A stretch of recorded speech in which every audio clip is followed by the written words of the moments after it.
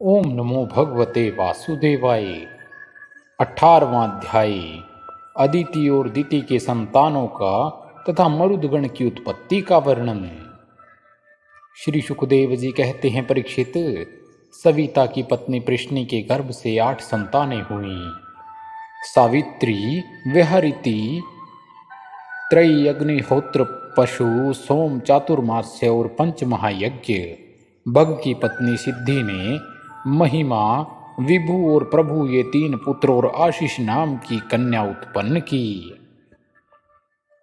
यह कन्या बड़ी सुंदरी और सदाचारिणी थी। धाता की 4 पत्नियां थी, कुहू, सीनी वाली, राका और अनुमति। उनसे क्रमश साय, दर्श, प्रातः और पूर्णमास ये 4 पुत्र हुए। धाता के छोटे भाई का नाम था विधाता। उनकी पत्नी क्रिया थी। उससे पुरुष्य नाम के 5 अग्नियों की उत्पत्ति हुई। वल्कुन जी की पत्नी का नाम चर्षणी था। उससे भृगु जी ने पुनः जन्म ग्रहण किया। इसके पहले वे ब्रह्मा जी के पुत्र थे। महायोगी वाल्मीकि जी भी वरुण के पुत्र थे। वाल्मीकि से पैदा होने के कारण ही उनका नाम वाल्मीकि पड़ गया। उर्वशी को देखकर मित्र और वरुण दोनों का वीर्य स्खलित हो गया था। उसे उन लोगों ने घड़े में रख दिया। उसी से मुनिवर्ग सत्य और वशिष्ठ जी का जन्म हुआ। मित्र की पत्नी थी रेवती। उसके 3 पुत्र हुए, उत्सर्ग, अरिष्ट और पीपल। प्रिय परीक्षित, देवराज इंद्र की पत्नी थी पुलोम नंदिनी शची।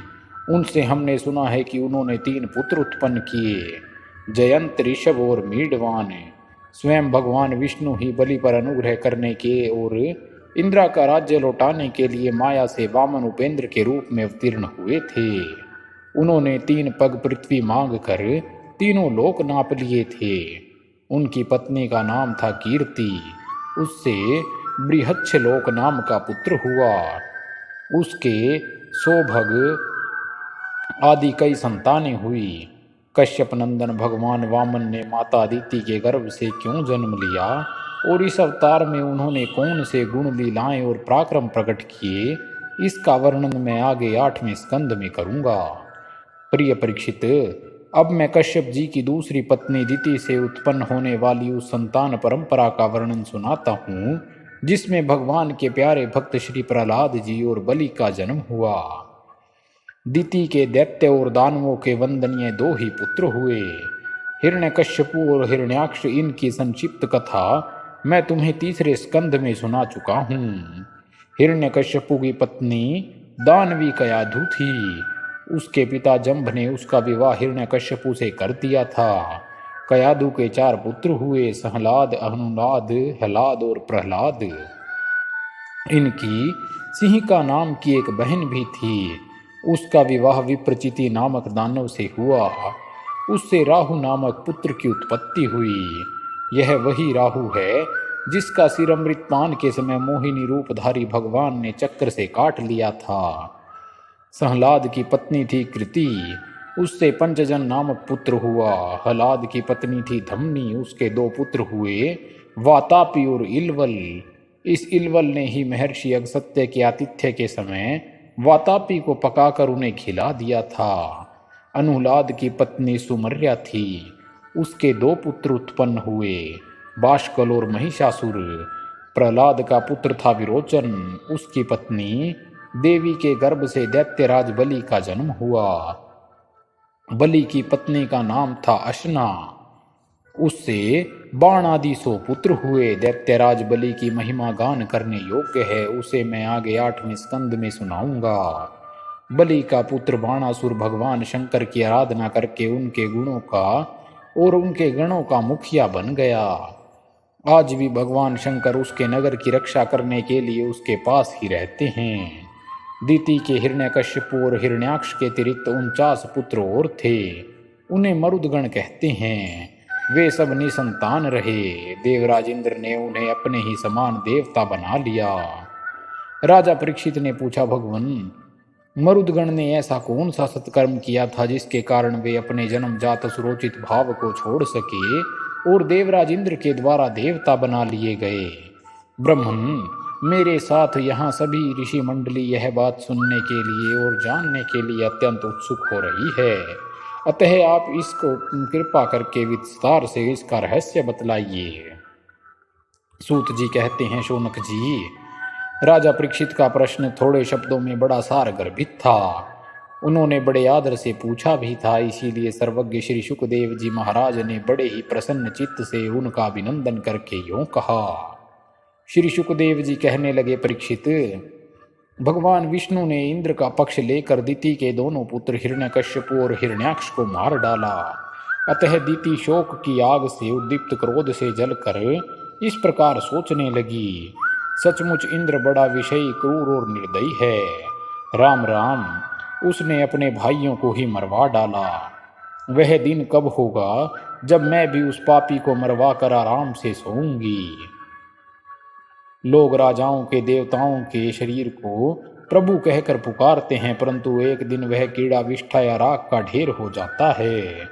इसके लिए जो दूसरे प्राणियों को सताता है उसे अपने सच्चे स्वार्थ या परमार्थ का पता नहीं है, क्योंकि इससे तो नरक में जाना पड़ेगा। मैं समझती हूँ कि इंद्र अपने शरीर को नित्य मान कर मतवाला हो रहा है, उसे अपने विनाश का पता ही नहीं है। अब मैं वह उपाय करूंगी जिससे मुझे ऐसा पुत्र प्राप्त हो जो इंद्र का घमंड चूर चूर कर दे। दिति अपने मन में ऐसा विचार करके सेवा, शुश्रूषा, विनय, प्रेम और जितेंद्रियता आदि के द्वारा निरंतर अपने पति देव कश्यप जी को प्रसन्न रखने लगी। वह अपने पति देव के हृदय का एक एक भाव जानती रहती थी और परम प्रेम भाव, मनोहर एवं मधुर भाषण एवं मुस्कान भरी तिरछी चितवन से उनका मन अपनी ओर आकर्षित करती रहती थी। कश्यप जी महाराज बड़े विद्वान और विचारवान होने पर भी चतुर दिति की सेवा से मोहित हो गए और उन्होंने विवश होकर यह स्वीकार कर लिया कि मैं तुम्हारी इच्छा पूर्ण करूंगा। स्त्रियों के संबंध में यह कोई आश्चर्य की बात नहीं है। सृष्टि के प्रभात में ब्रह्मा जी ने देखा कि सभी जीव असंग हो रहे हैं, तब उन्होंने अपने आधे शरीर से स्त्रियों की रचना की और स्त्रियों ने पुरुषों की मति अपनी ओर आकर्षित कर ली। हाँ तो भैया, मैं कह रहा था कि दिति ने भगवान कश्यप जी की बड़ी सेवा की, इससे वे उस पर बहुत ही प्रसन्न हुए। उन्होंने दिति का अभिनंदन करते हुए उससे मुस्कुरा कर कहा। कश्यप जी ने कहा, अनिज्ञ सुंदरी प्रिय, मैं तुम पर प्रसन्न हूँ, तुम्हारी जो इच्छा हो मुझसे मांग लो। पति के प्रसन्न हो जाने पर पत्नी के लिए लोक या परलोक में कौन सी अभीष्ट वस्तु दुर्लभ है। शास्त्रों में यह बात स्पष्ट कही गई है कि पति ही स्त्रियों का परम आराध्य इष्ट देव है। प्रिय, लक्ष्मीपति भगवान वासुदेव ही समस्त प्राणियों के हृदय में विराजमान हैं। विभिन्न देवताओं के रूप में नाम और रूप के भेद से उन्हीं की कल्पना हुई है। सभी पुरुष चाहे किसी भी देवता की उपासना करे, उन्हीं की उपासना करते हैं। ठीक वैसे ही स्त्रियों के लिए भगवान ने पति का रूप धारण किया है, वे उनकी उसी रूप में पूजा करती हैं। इसीलिए प्रिय, अपना कल्याण चाहने वाली पतिव्रता स्त्रियां अनन्य प्रेम भाव से अपने पति देव का ही पूजा करती हैं, क्योंकि पति देव ही उनके परम प्रियतम आत्मा और ईश्वर हैं। कल्याणी, तुमने बड़े प्रेम भाव से, भक्ति से मेरी वैसी ही पूजा की है, अब मैं तुम्हारी सब अभिलाषाएं पूर्ण कर दूंगा। असतियों के जीवन में ऐसा होना अत्यंत दुर्लभ है। दिति ने कहा, ब्रह्मन, इंद्र ने विष्णु के हाथों मेरे 2 पुत्र मरवा कर मुझे निपुति बना दिया है। इसीलिए यदि आप मुझे मुंह मांगा वर देना चाहते हैं तो कृपा करके ऐसा अमर पुत्र दीजिए जो इंद्र को मार डाले। परीक्षित, दिति की बात सुनकर कश्यप जी खिन्न होकर पछताने लगे। वे मन ही मन कहने लगे, हाय हाय, आज मेरे जीवन में बहुत बड़े अधर्म का अवसर आ पहुंचा। देखो तो सही, अब मैं इंद्रियों के विषयों में सुख मानने लगा हूँ। स्त्री रूपिणी माया ने मेरे चित्त को अपने वश में कर लिया है। हाय हाय, आज मैं कितना दीनहीन अवस्था में हूँ। अवश्य ही अब मुझे नरक में गिरना पड़ेगा। इस स्त्री का कोई दोष नहीं है, क्योंकि इसने अपने जन्मजात स्वभाव का ही अनुसरण किया है। दोष मेरा है जो मैं अपनी इंद्रियों को अपने वश में न रख सका, अपने सच्चे स्वार्थ और परमार्थ को न समझ सका। मुझ मूड को बार बार धिक्कार है। सच है, स्त्रियों के चरित्र को कौन जानता है। इनका मुंह तो ऐसा होता है जैसे शरद ऋतु का खिला हुआ कमल। बातें सुनने में ऐसी मीठी होती है मानो अमृत घोल रखा हो, परंतु हृदय वह तो इतना तीखा होता है मानो छुरे की पैनी धार हो। इसमें संदेह नहीं कि स्त्रियां अपनी लालसाओं की कठपुतली होती हैं। सच पूछो तो वे किसी से प्यार नहीं करती। स्वार्थवश वे अपने पति, पुत्र और भाई तक को मार डालती है या मरवा डालती हैं।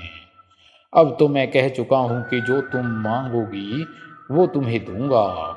मेरी बात झूठी नहीं होनी चाहिए, परंतु इंद्र भी वध करने योग्य नहीं है।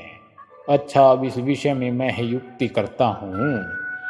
प्रिय परीक्षित, सर्वसमर्थ कश्यप जी ने इस प्रकार मन ही मन अपनी भर्त्सना करके दोनों बात बनाने का उपाय सोचा।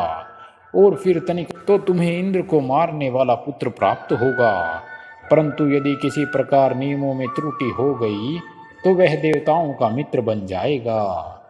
बोलो श्री वृंदावन बिहारी लाल की जय। बोलो द्वारकाधीश भगवान की जय। बोलो भक्तवत्सल भगवान की जय। बोलो नटवरनंद किशोर लाल की जय। बोलो गोवर्धन गिरधारी लाल की जय। बोलो यशोदा देव की नंदन लाल की जय। बोलो रुक्मणी रमण भगवान की जय।